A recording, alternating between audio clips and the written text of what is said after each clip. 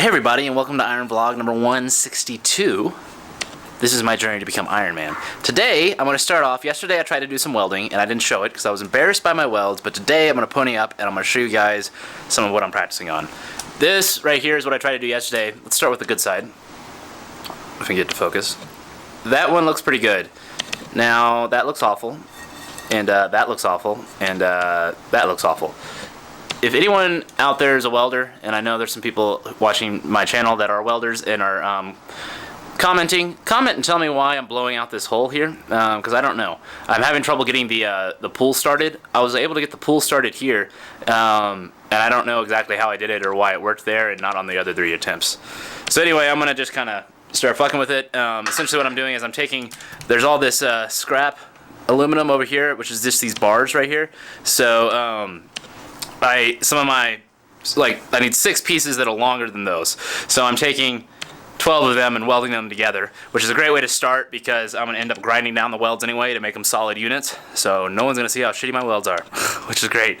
And then that one right there, I can grind it down and re-weld it, and if I really can't figure it out, I could just cut that shitty weld out. So that's always an option too.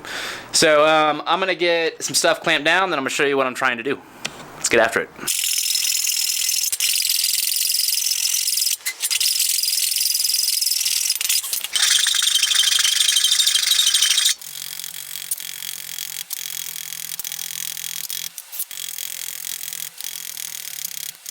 Alrighty guys, I got this bolted down like this.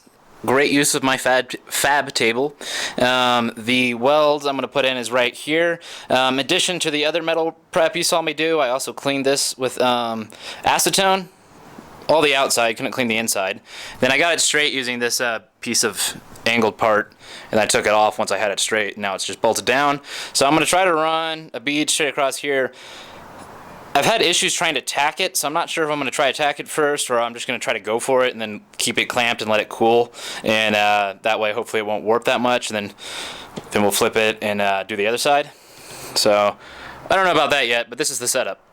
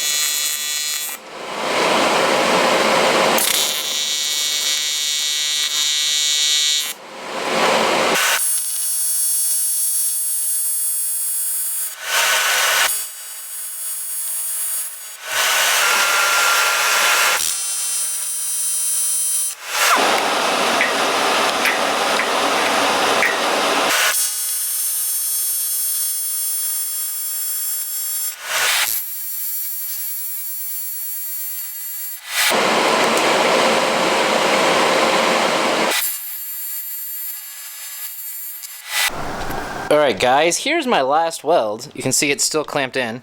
Letting it cool off that way. I'm going to let it cool off pretty well. I mean, it's cool enough to well, it's still a little warm, but this looks like it has actually pretty good penetration on it in here. In this particular case, I did not, oop, there we go, in here, I did not blow out the top here. There's not a whole lot of frosting around it, which I think is because I did a pretty good job of cleaning off the oxide. There is a little bit. This bump at the end was probably a little too big, but I did that to keep, obviously, a crater from forming. That might not actually be obvious to you guys, but if a crater starts there, it creates a weak point, and then a crack can form through your weld. Sorry, I keep missing where the camera's going. I'm trying to do 2 things at once. So if that makes a dent, it can essentially mess up and cause a crack. And you can see there's a little bit of one there, and it's tricky. I probably needed to move the torch around like this a little bit more when I got it.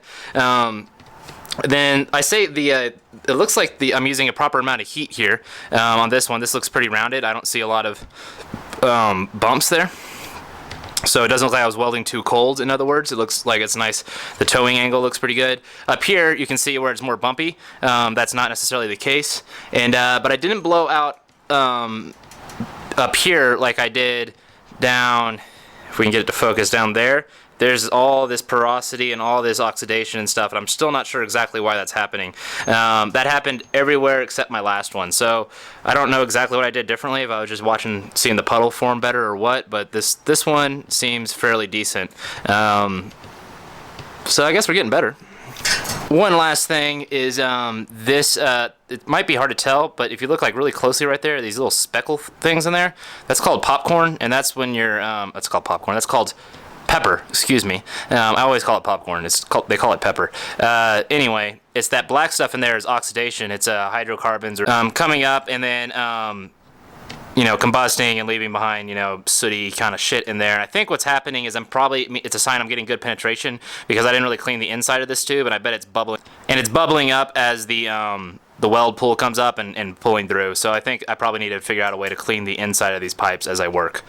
So after doing some welding today, guys, I went upstairs and I looked at the exoskeleton, and there are a few things I'm thinking about right now that I'm trying to figure out. I'm still not super happy with the frontal joint in the ventral side of the torso of the exoskeleton. A lot of jargon in there, but essentially that joint that allows you to go up and down with your shoulder here on the front side of my body, I'm not super happy with the way it's looking right now. I like the design of the joint. I don't like the way I'm mounting it to the frame. I'm not super happy about that, and I'm still not entirely sure how I think the girdle's going to go together with that, the shoulder girdle.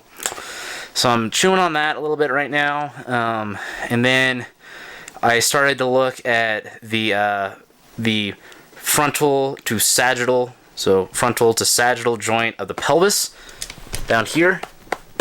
So essentially coming from the back of the pelvis to the side of the pelvis. So essentially allowing your leg to come up like it's going into the splits. That particular joint. I'm doing some thinking on that. What I had issues with that before, and I did a bunch of simulations on this, and then now I'm trying to figure out how I'm actually going to build it, especially with compositing it with the Kevlar, is that the idea is there's going to be 4 exomuscles running through there, and so there's going to be something like 20 tons of force going through the inside of that, which is an absurd amount of force if all the muscles are firing it, and they're being piped through the center of that, so they have to be super strong so they don't break and crack. Then destroy the thing. So I'm trying to design for that, to have the amount of force necessary for that. So I'm going nice and slow on it because I'm not entirely sure how I'm going to do it right now. So I'm looking at that, I'm thinking about that, and trying to figure that out as well. That's one of the other things I'm chewing on. One of the other things I'm chewing on is how I want to do the face. I was really liking the rounded thing.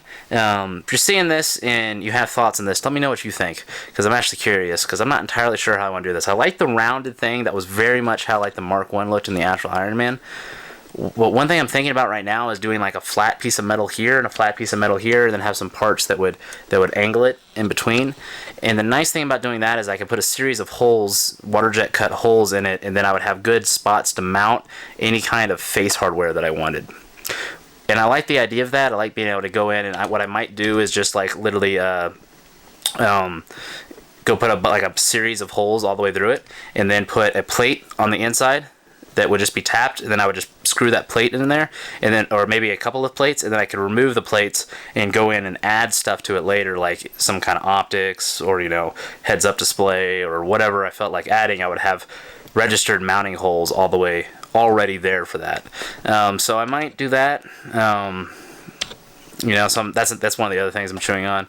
I also realized I need to run some simulations, or not simulations. I need to do some studies and some thoughts and some analysis on how to on the size. Remember I talked about how I'm going to make a standardized package size for the power units for the exomuscles. So that's the motor, the gear system, and the controller for that, the high voltage control software for that. All that, I'm going to try to take a rough guess about how big that needs to be, and then I'm going to standardize for that in the suit so that there's room to go add them in later. At least that's the idea right now, which is going to make the suit probably even bulkier than it already is. It's already pretty fucking bulky. But the exomuscle anchors are much smaller than my last attempt, so I should have a little bit more room. But anyway, that's something I need to do as well as I start to finish up the full design of the suit. So yeah, that's kind of what I did today after doing that welding that you saw me do, is sit there and think about how I'm going to get those particular things figured out. And I don't have the answers yet, it's just what I'm thinking about right now. So like I said, chewing, marinating, whatever you want to, whatever word or thought that you want to use to provoke the idea that is in my head. But yeah, that's what I'm doing. And so hopefully after a good night's sleep, I'll be able to get after some of that. I did work today, so I wasn't really able to do a lot of work on it anyway. I worked all day. Today's like my day to actually do like normal people work and make some money, so I did that, and then did some thinking, and I have some stuff to figure out. So hopefully a very solid night's sleep will help me with that. Easy for me to say. You guys are great. If you're seeing this video for the first time, you know what to do. Hit that subscribe button. It's right there. Pretty sure that's actually where it is. You guys are great. Have a good one.